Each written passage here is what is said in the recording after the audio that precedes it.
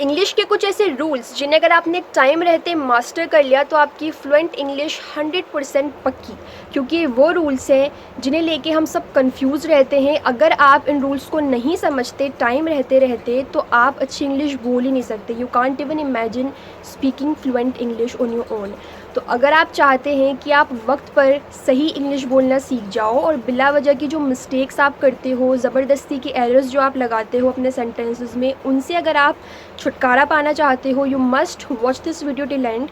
क्योंकि हम as English learners क्या करते हैं, बहुत सारे ग्रामेटिकल रूल्स को सीखते हैं। हम यूट्यूब पर तरह तरह की वीडियो सर्च करते हैं, एक एक दो दो तीन तीन घंटे की हम वीडियोस देखते हैं और हमारा जो दिमाग है वो चकरा जाता है कि अब हम क्या करें।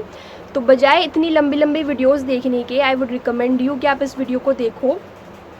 इस वीडियो के एंड तक आते आते आप बहुत इजीली इन सारे रूल्स को समझ जाओगे। आपका माइंड इजीली इनको अपने अंदर एब्जॉर्ब कर लेगा, स्टोर कर लेगा, एंड देन आपको किसी दूसरी वीडियो को देखने की नीड नहीं होगी, आपको गूगल सर्च करने की नीड नहीं होगी, आपको किसी तरह की कन्फ्यूजन नहीं होगी कि इन सारे रूल्स को हम कैसे यूज़ करें या इन रूल्स को हम कैसे समझें कि हम अच्छी इंग्लिश बोल पाएँ। So let's begin the. Before I start telling you the rules, मैं आपको कहूँगी कि अगर आप इस चैनल पर नए हैं, do subscribe to my channel, क्योंकि आप इस चैनल पे वो सारे इंटरेस्टिंग वीडियोस हासिल करने वाले हैं जो आपकी इंग्लिश को, आपकी इंग्लिश लर्निंग जर्नी को एक प्रैक्टिकल और रियलिस्टिक अप्रोच के साथ इम्प्रूव। मैंने अपनी इंग्लिश को कैसे सीखा, हाउ आई लर्न इंग्लिश, किन स्ट्रेटजीज़ को, किस तरह के रोड मैप को मैंने फॉलो किया अपनी इंग्लिश को इम्प्रूव करने के लिए। We are gonna learn all of those things on this channel in a very interesting way and very practical way. तो अगर आप ज़रा भी इन चीज़ों को मिस नहीं करना चाहते, if you really want to improve your English as soon as possible, चाहे किसी भी पर्पज़ के लिए, जल्दी से इस चैनल को सब्सक्राइब कर लो and do like the videos अगर आपको पसंद आए तो। Now let's begin the video. जब हम इंग्लिश सीखना स्टार्ट करते हैं तो सबसे पहली चीज़ हमारे जहन में आती है कि हम डू और डस का इस्तेमाल कैसे करें।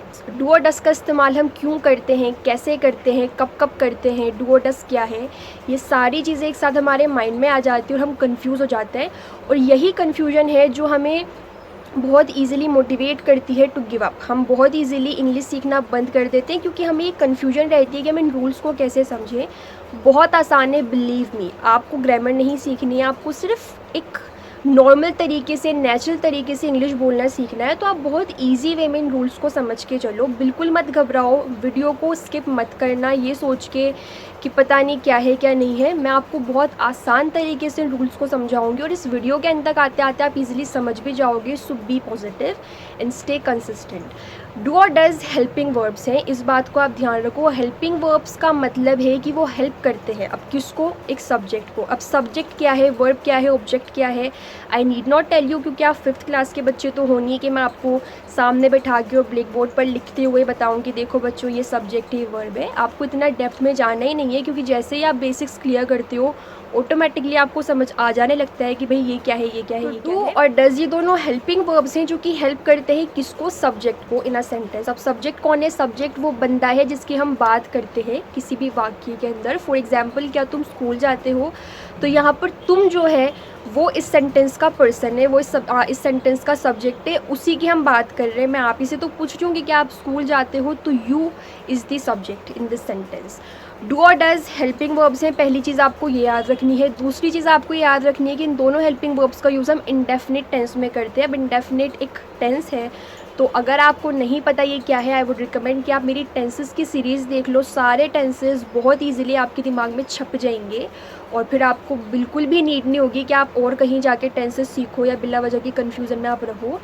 तो डू और डस का इस्तेमाल हम करते हैं नेगेटिव सेंटेंसेस बनाने के लिए, मतलब कि जहाँ हम नहीं की बात कर रहे हैं। जैसे मैं आपसे कहूँ क्या तुम स्कूल नहीं जाते, या मैं खाना नहीं खाती, मैं हर दिन भूखी रहती हूँ और मैं बिना खाने की जी रही हूँ, जस्ट जोकिंग। या फिर हम डू और डस का इस्तेमाल करते हैं किसी इंटरोगेटिव सेंटेंस को बनाने के लिए। इंटरोगेटिव सेंटेंस मतलब जहाँ पे हम सवाल करते हैं किसी से, जहाँ पे कोई क्वेश्चन मार्क हो। जैसे मैंने आपसे कहा क्या तुम स्कूल जाते हो, तो ये एक सवाल है। इस तरह के सेंटेंसेस को बनाने के लिए हम डू और डस का इस्तेमाल करते हैं।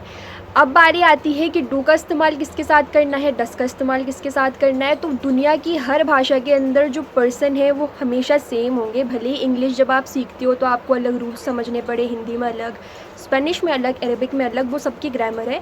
बट जितने भी इंसान हैं जिनकी हम बात करते हैं किसी भी लैंग्वेज में, वो सेम है। या तो हम आई की बात करते हैं, मतलब मेरी, या हम यू की बात करते हैं मतलब तुम्हारी या तुम की, या हम एक से ज़्यादा लोगों की बात करते हैं, या हम किसी लड़की की बात करते हैं, या हम किसी लड़के की बात करते हैं, या हम किसी जानवर की बात करते हैं, किसी चीज़ की बात करते हैं जिसको जनरली इंग्लिश में हम इट करके एड्रेस करते हैं, हम उसको ही और शी करके नहीं करते।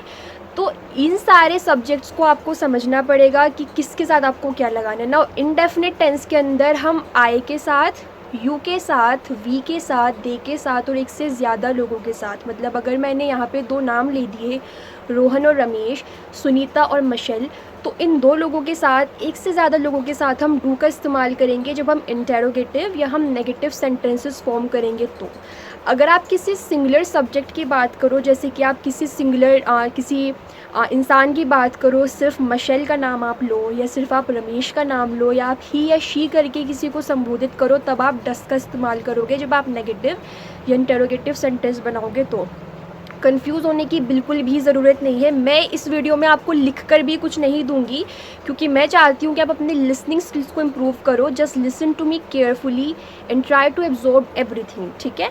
अच्छे से आपको अपने माइंड में चीज़ें समझनी है, एक बार ध्यान से समझो and then practice the sentences, ताकि आप अच्छे से रूल्स को मास्टर कर पाओ। इतना आपको समझ आ गया, अगर नहीं आया तो पीछे आप लेके जा सकते हो वीडियो को, ताकि आप वापस से मेरी बात को समझ सको।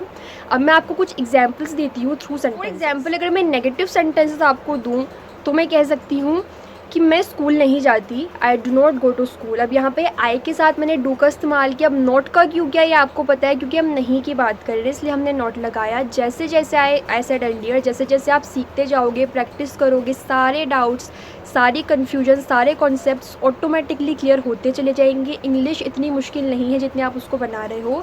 तो please be consistent, be positive, practice as much as you can. बहुत आराम से आप इन सारे तरीक़ों के थ्रू जो मैं आपके साथ शेयर कर रही हूँ इंग्लिश सीख। मैंने आपसे कहा मैं स्कूल नहीं जाती, I do not go to school. तुम स्कूल नहीं जाते, you do not go to school. वे स्कूल नहीं जाते, they do not go to school. Rohan और सोहन स्कूल नहीं जाते, Rohan and Sohan do not go to school. हम स्कूल नहीं जाते, we do not go to school. तो आई, वी, दे और एक से ज़्यादा लोग, मतलब कि रोहन, सोहन, मैं भूल गई मैंने अभी क्या नाम लिया था, तो इन सब के साथ हम डू का इस्तेमाल करते हैं। अब अगर आप कोई इंटेरोगेटिव जो है सेंटेंस बनाओ, मतलब आप क्वेश्चन करो, जैसे कि क्या मैं स्कूल जाती हूँ, do I go to school. क्या तुम स्कूल जाते हो, do you go to school.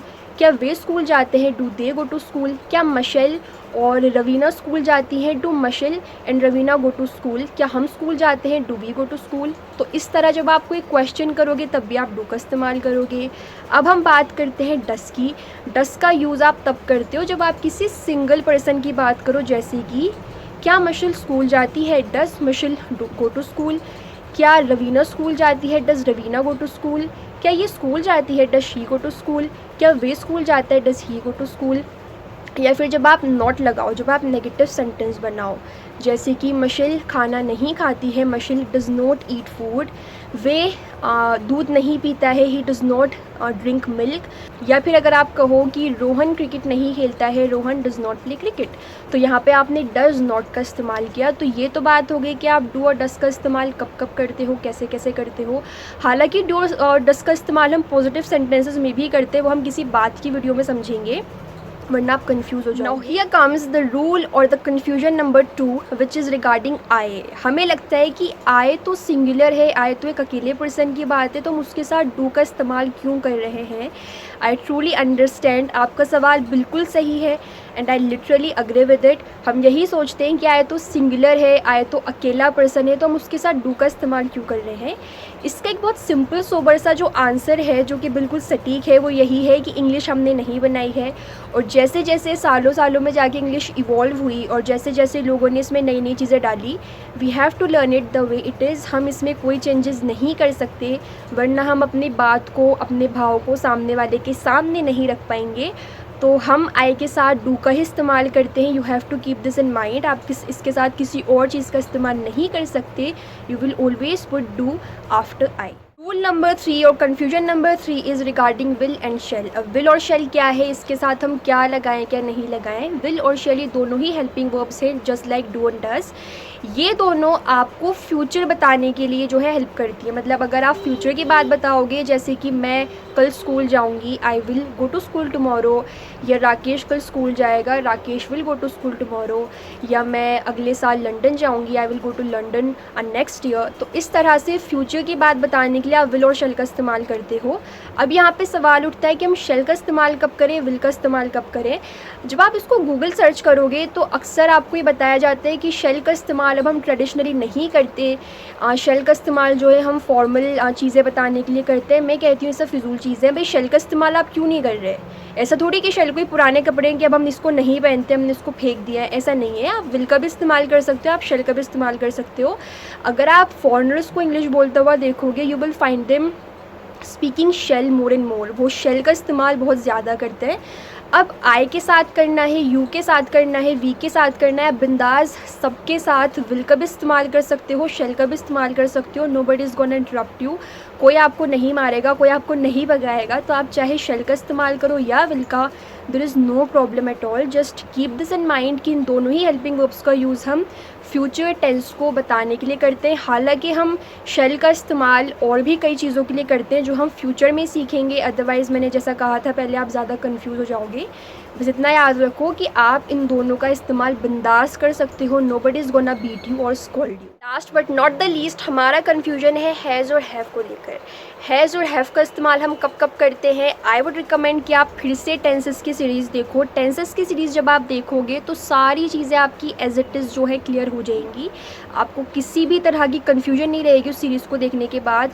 Unlike other videos on YouTube जहाँ पे आपको एक एक दो दो तीन तीन घंटे स्पेंड करने पड़ेंगे, इन्वेस्ट करने पड़ेंगे उन सारी चीज़ों को रटने के लिए, समझने के लिए, मैंने सीरीज़ फॉर्म में आपको छोटे छोटे वीडियोज़ प्रोवाइड किए ताकि आप ये चीज़ हेक्टिक भी ना हो आपके लिए और आप इजीली सारे रूल्स को समझ। इस्तेमाल आप करते हो सिंगुलर पर्सन के साथ। जैसे मैंने आपको बताया कि आप डस का इस्तेमाल करोगे सिंगुलर के साथ, वैसे ही आप हैज़ का इस्तेमाल करोगे सिंगुलर के साथ, और हैव का इस्तेमाल आप करोगे एक से ज़्यादा लोगों के साथ, आई, वी, दे, यू और एक से ज़्यादा लोगों के साथ। जिन सब्जेक्ट्स के साथ आप डू लगाते हो उन सभी सब्जेक्ट्स के साथ आप हैव लगाओगे, और जिन सब्जेक्ट्स के साथ आप डज लगाते हो उन सब के साथ आप हैज़ लगाओगे। बिल्कुल डू और डस की तरह है। जैसे कि मैंने खाना खा लिया है, I have eaten the food. मेरे पास एक घड़ी है, I have a watch. Sunita ने एक कार खरीदी है, Sunita has purchased a car. Sunita के पास एक कार है, Sunita has a car.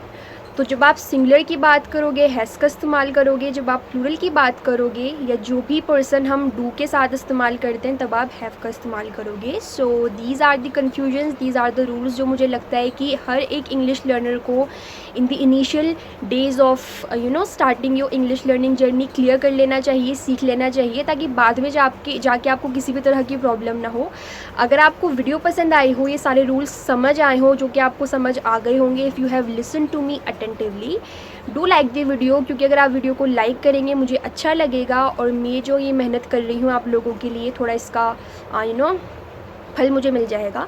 And do subscribe to my channel ताकि ऐसी ही अमेजिंग वीडियोज़ आपको फ्यूचर में भी मिलती रहे। डू नॉट जज my content based on the quality of my videos. अगर आप कंटेंट को अच्छे से समझते हुए चलोगे तो आप ऑटोमेटिकली समझ जाओगे कि हाँ वाकई जो मेरा कंटेंट है आपको बहुत बहुत बहुत बहुत असिस्ट कर सकता है आपकी इंग्लिश को इम्प्रूव करने में as soon as possible.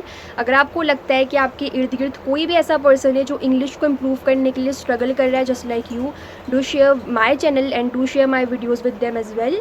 And अगर आपको टाइम मिले, अगर आपको लगे कि you can take out some time to give me some feedback, तो do comment। मिलते हैं नेक्स्ट वीडियो में, तब तक के लिए take care of yourself and your family. Bye bye, see you soon.